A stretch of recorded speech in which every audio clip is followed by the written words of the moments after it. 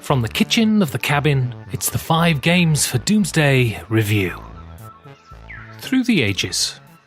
I sit here covered in lesions. Great welts crisscross my back. Patches of my skin are raw and pimpled, where the hair has been ripped out at the roots, and there is the unmistakable whiff of maddocks crackling permeating the air. This is because I've recently been playing Through the Ages, a new story of civilization.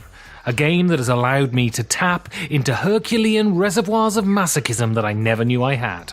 So much masochism, in fact, that I would easily walk away with a gold medal in it if such a thing existed. Through the Ages is a civilization game without a map. The story of your nascent empire will be told through the acquisition of cards purchased for actions from a card row. These cards will improve your ability to produce resources, swap philosophy for science, build population-quelling structures, and recruit leaders to guide your nation through the tumultuous seas of history. There are no little plastic soldiers, there are no dice to simulate fog of war. It is simply the interplay of your cards with that of your opponents that will ensure your success or failure.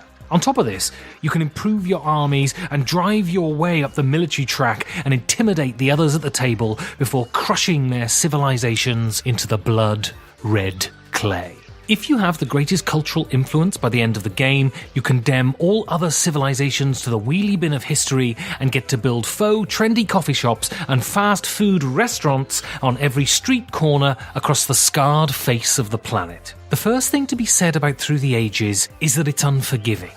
Extremely unforgiving. Unforgiving in the Calvinist sense. Errors of judgment and tiny miscalculations are punished mercilessly, and the game is designed to actively encourage beating the weakest player and so provide a perfect analogue for the story of the human animal up to this point. Victory is achieved through the systematic destruction of those weaker than you, which means that playing against more experienced players or players that simply have more aptitude will result in hours of you being swung around like a cat in a plastic bag. Also, the game is long. Don't let the box fool you. A full game with a full complement of players will easily exceed 4 hours. So the game is long. The game is brutal. Then why play it? Simple. It's fucking fantastic. This is a game that is engaging as it is frustrating, as enthralling as it is infuriating, as exciting as it is maddening.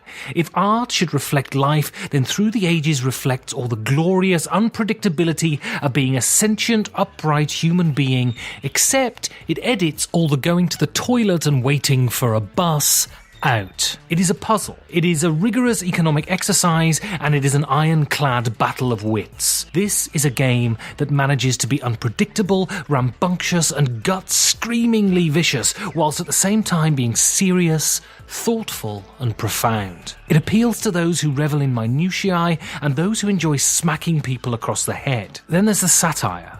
Probably more than any other designer, Vlaada Chvátil reflects the world in which he was brought up, from the corner-cutting communist future worlds of Space Alert and Galaxy Trucker to the cute monsters in Dungeon Pets, whose malice bubbles just under the surface and evokes memories of the surrealist nightmarescapes of fellow Czech Jens Svankmajer. Chvátil seeks to comment on the world he sees around him. Through the Ages is no exception, and like Space Alert, this is satire through mechanisms, something intrinsic to the play of the game rather than an appendage that is bolted on. Wonders can be built during the game and bestow benefits on the players building them.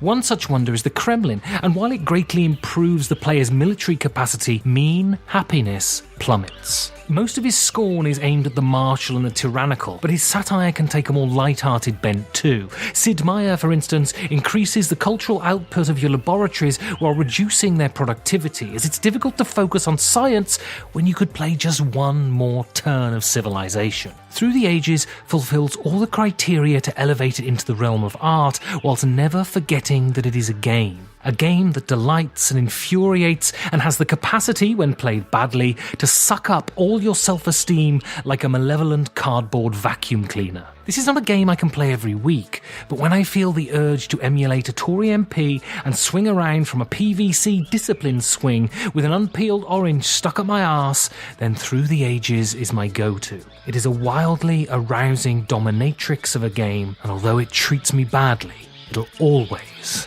have me coming back for more. can contact me on @5gamesfordoomsday on Twitter or 5gamesfordoomsday.com.